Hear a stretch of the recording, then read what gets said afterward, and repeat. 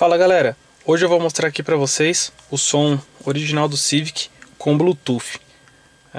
Só pra dar uma olhadinha aqui, ó, eu coloquei esse módulozinho de Bluetooth aqui, que inclusive tá com pendrive, né?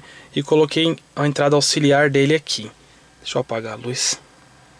Bom, o negócio é o seguinte, no vídeo anterior eu mostrei o som original do Honda Civic 2001 funcionando com a entrada auxiliar. Aí o que eu fiz? A entrada auxiliar eu liguei nessa plaquinha Bluetooth aqui, que eu comprei no AliExpress mesmo, né?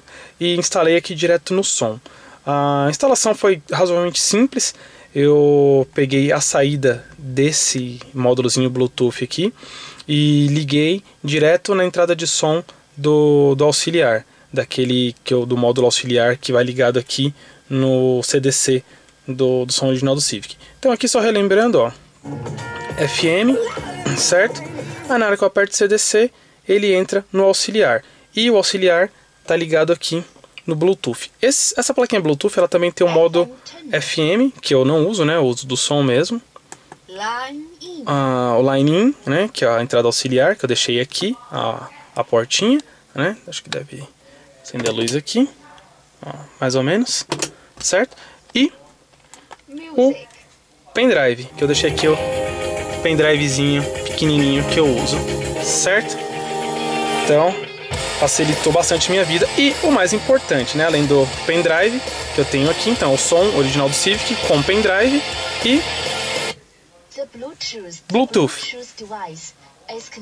Já está conectado aqui o Bluetooth. Eu vou dar um play aqui no celular.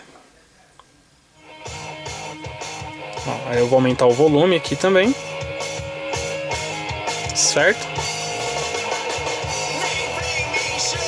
E o mais legal, né? Como qualquer controle Bluetooth, olha só, eu consigo dar pause pelo celular, né? Ou posso usar o próprio controle dele aqui, ó, o play pause do módulozinho Bluetooth. Opa, pulei a música inclusive, vou voltar aqui, olha lá.